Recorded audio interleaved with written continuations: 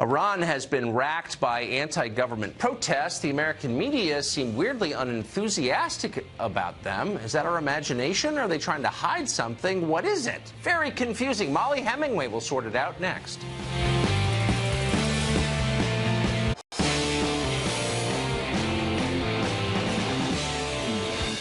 There has been a wave of protests in Iran against the authoritarian government there. Americans are, of course, freedom-loving people, so surely you'd think our press would be excited to see these protests in progress.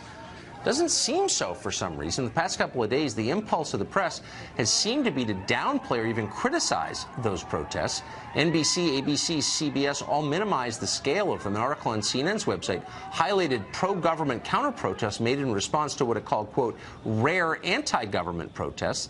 The New York Times tweeted that the protesters had, quote, ignored calls for calm from Iran's president. Are we imagining this? There's something weird going on here. Molly Hemingway is a senior editor at The Federalist. She's thought a lot about this and watched carefully. She joins us tonight. What is this about, Molly? Well, I think there are some good reasons why you're not seeing a lot of coverage, and then a lot of bad reasons. Okay. The good reasons is that the good reason is that Iran is a very oppressive regime. They kidnap foreign tourists. They do not have a free press. We don't have good lines of communication. It's very difficult to cover what's happening there.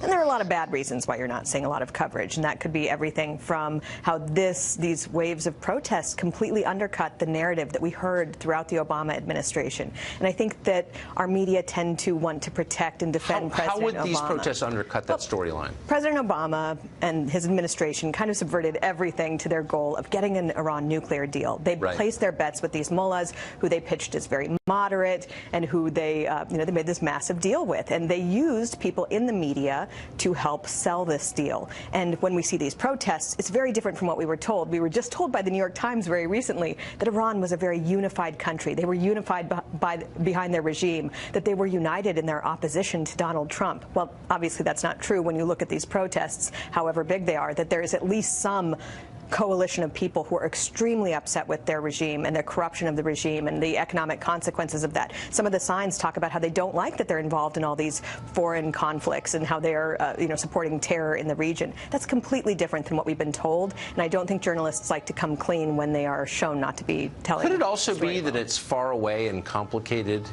and that it's much easier to write about some stupid lunch Carter Page, whatever, or some 26-year-old fake foreign policy advisor had during the campaign? The Russian nonsense maybe is closer to the heart of most journalists? Yes, and that's why it's actually so frustrating to read the New York Times coverage, because so many bureaus so many people have just dropped foreign bureaus, or they don't have good resources in these regions. And it is very difficult to cover when you don't have people, on the ground. But the New York Times does, and a lot of what they've been publishing has been sort of very friendly to the regime and parroting the regime's lines. Now, part of that might be that they're afraid that their reporting resources they're vulnerable, but you shouldn't subvert journalism to share propaganda. Iran seems like the one country in the region whose population is pro-American or potentially pro-American and kind of reasonable, and it is not really represented by its regime at all. It's sort of weird that American journalists wouldn't be more sympathetic to the population of the country yearning for a new government. Right. When, particularly a few years ago, many people in our media were so excited by Arab Spring,